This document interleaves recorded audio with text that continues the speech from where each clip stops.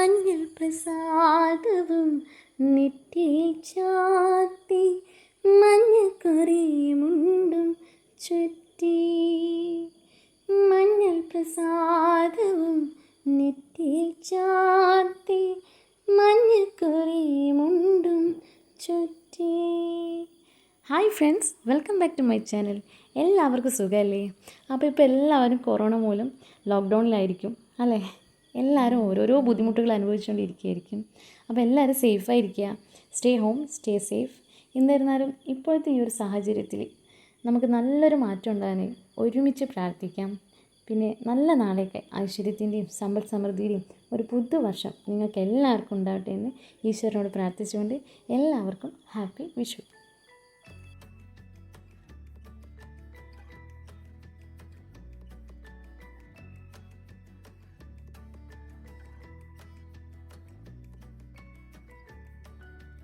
അപ്പോൾ ഇന്നത്തെ നമ്മുടെ റെസിപ്പി വിഷു സ്പെഷ്യലാണ് ചെറുപയർ പരിപ്പ് പ്രഥമൻ.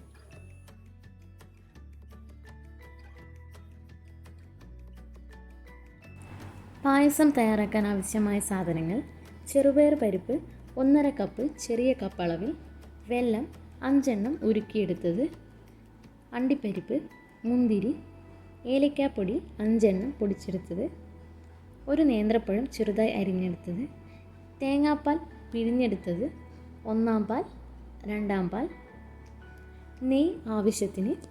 ഞാനിവിടെ നെയ്യ് എടുത്ത് വച്ചിട്ടില്ല. നെയ്യ് പ്രധാനപ്പെട്ട ഇൻഗ്രീഡിയൻ്റ് ആണ്. ആവശ്യത്തിന് ചേർത്ത് കൊടുക്കാം. ഇത്രയും ചേരുവകളാണ് ആവശ്യം. ആദ്യം നമുക്ക് ഈ ചെറുപയർ പരിപ്പൊന്ന് നന്നായി ഫ്രൈ ചെയ്തെടുക്കാം. നല്ല റെഡിഷ് കളറാവുന്നവരെ നന്നായി ഫ്രൈ ചെയ്യണം. കൈ എടുക്കാതെ ഇളക്കാൻ പ്രത്യേകം ശ്രദ്ധിക്കണം, കാരണം പരിപ്പ് കരിഞ്ഞു പോകും. നിങ്ങളുടെ കയ്യിൽ ഇതുപോലെ ചെറുപയർ പരിപ്പായിട്ടില്ലെങ്കിൽ നമുക്ക് ചെറുപയർ തന്നെ എടുത്ത് നന്നായി ഫ്രൈ ചെയ്തതിന് ശേഷം ഒന്ന് തണുപ്പിക്കാം. തണുപ്പിച്ചതിന് ശേഷം ഒരു ഉറപ്പുള്ള പ്രതലത്തിലോ അമ്മിക്കല്ലോ വെച്ചിട്ട് ഒന്ന് തരക്കിയെടുക്കാം.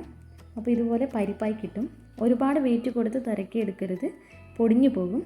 തരക്കിയെടുക്കുക എന്ന് വെച്ചാൽ അറിയാത്തവർക്ക് വേണ്ടി പറയാം, ഒരു വെയിറ്റ് കൊണ്ട് പരിപ്പായി കിട്ടാൻ വേണ്ടി ചെയ്യുന്ന ആ ഒരു രീതിക്ക് പറയുന്ന പേരാണ് തരക്കിയെടുക്കുക എന്നുള്ളത്. അപ്പം ശേഷം ഈ ചെറുപയറിലെ ഉമിയൊക്കെ കളഞ്ഞിട്ട് വറുത്തെടുക്കാം. ഒരു മുറത്തിലോ പ്ലേറ്റിലോ വെച്ചിട്ട് നമുക്ക് ഉമി നന്നായി കളഞ്ഞെടുക്കാം. അപ്പോൾ ഇത് നന്നായി റെഡിഷ് കളറായി വന്നിട്ടുണ്ട്. ഇനി നമുക്കിത് വേറൊരു പാത്രത്തിലേക്ക് മാറ്റിയെടുക്കാം. പരിപ്പ് നന്നായി തണുത്തതിന് ശേഷം ഹൈ ഫ്ലെയിമിൽ 2 വിസിലും ലോ ഫ്ലെയിമിൽ 2 വിസിലും അടുപ്പിച്ച് ഒന്ന് വേവിച്ചെടുക്കാം. ചൂടായ ഉരുളിയിലേക്ക് 2 ടേബിൾ സ്പൂൺ നെയ്യ് ചേർത്ത് കൊടുക്കാം. ഇനി ഇതിലേക്ക് അരിഞ്ഞു വെച്ച നമ്മുടെ നേന്ത്രപ്പഴം ഇട്ട് കൊടുക്കാം. നന്നായി ഒന്ന് ഫ്രൈ ചെയ്തെടുക്കാം. നന്നായി ഫ്രൈ ചെയ്താൽ നമ്മൾ പായസത്തിൽ ഇത് ഉടഞ്ഞു പോകാതെ കിടക്കും.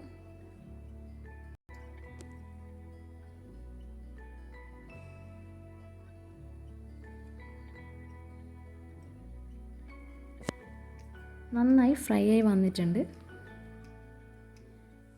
ഇനി നമുക്കിതിലേക്ക് നമ്മൾ വേവിച്ച് വെച്ച പരിപ്പ് ചേർത്ത് കൊടുക്കാം.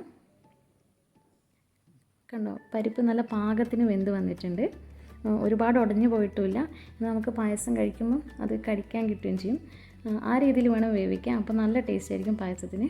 പരിപ്പ് കടിക്കാൻ കിട്ടുന്ന രീതിയിൽ വേണം വേവിച്ചെടുക്കാൻ. അത് പ്രത്യേകം ശ്രദ്ധിക്കണം. നന്നായി ഇളക്കി ചേർക്കാം. പായസം നിർത്താതെ ഇളക്കാൻ ശ്രദ്ധിക്കുക, അടി പിടിക്കരുത്. ഇനി ഇതിലേക്ക് നമുക്ക് വെല്ലപ്പാവ് ചേർത്ത് കൊടുക്കാം. ശേഷം നന്നായി ഇളക്കാം.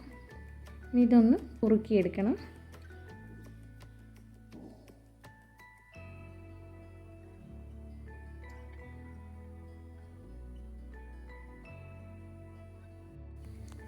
നന്നായി ഇളക്കി ചേർക്കാം. ഇതൊന്ന് കുറുകി വരുമ്പോഴേക്കും നമുക്കിതിലേക്ക് 2-ാം പാൽ ചേർത്ത് കൊടുക്കാം.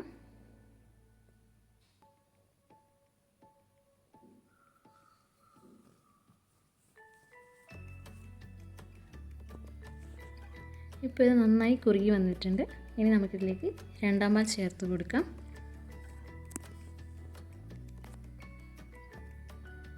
ശേഷം നന്നായി ഇളക്കി ഇത് കുറുക്കിയെടുക്കാം.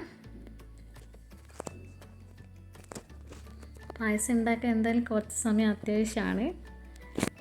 എങ്ങനെയായാലും 1 മണിക്കൂറൊക്കെ എങ്ങനെയായാലും വേണ്ടി വരും. കാരണം ഇത് ഇളക്കി എടുത്ത് നന്നായി കുറുക്കിയെടുക്കണം.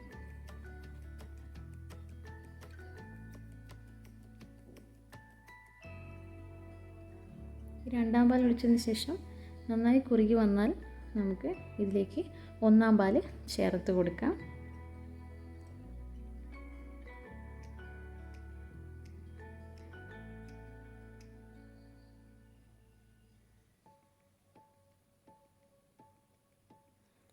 നന്നായി കുറുകി വന്നിട്ടുണ്ട്, നിങ്ങൾക്ക് കാണാൻ കഴിയും. നന്നായി കുറുകി വന്നിട്ടുണ്ട്. ഇനി നമുക്കിതിലേക്ക് 1-ാം പാൽ കൂടി ചേർത്ത് കൊടുക്കാം.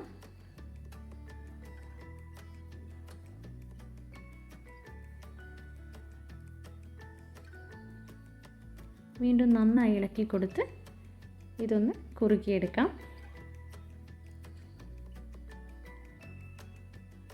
ഇതൊന്ന് കുറുകി വരാനാവുമ്പോഴേക്കും നമുക്ക് ഇതിലേക്ക് നമ്മൾ പൊടിച്ച് വെച്ചിരിക്കുന്ന ഏലക്കാപ്പൊടി കൂടി ചേർത്ത് നന്നായി മിക്സ് ചെയ്തെടുക്കാം.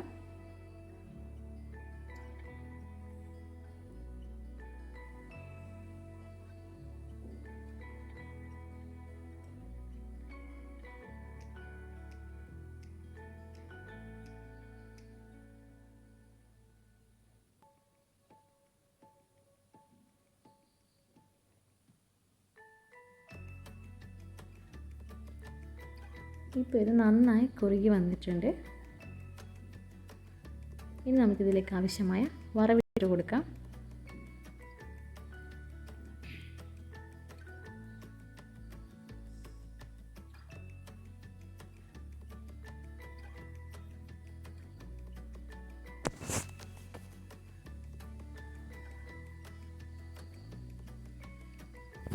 അതിനായി ഒരു വറവ് പാത്രത്തിലേക്ക് നമുക്ക് നെയ്യ് ഒഴിച്ചു കൊടുക്കാം.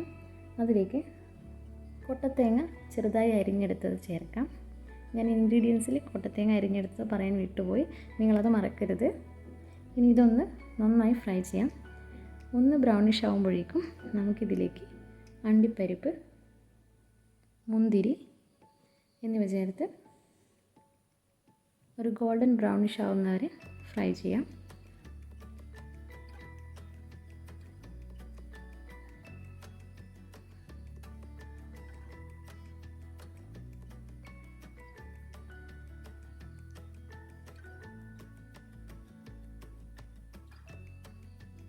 നന്നായി ഫ്രൈ ആയി വന്നിട്ടുണ്ട്.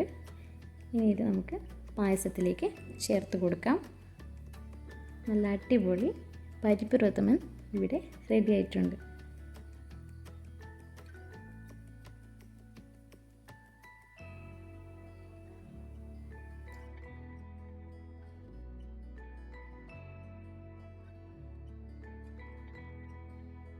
ഈ വീഡിയോ ഇഷ്ടമായെങ്കിൽ ലൈക്ക് ചെയ്യാനും ഷെയർ ചെയ്യാനും കമൻറ്റ് ചെയ്യാനും മറക്കരുത്. ആദ്യമായിട്ടാണ് നിങ്ങൾ എൻ്റെ ഈ വീഡിയോ കാണുന്നതെങ്കിൽ എൻ്റെ ഈ ചാനൽ സബ്സ്ക്രൈബ് ചെയ്യാൻ മറക്കരുത്. Thank you.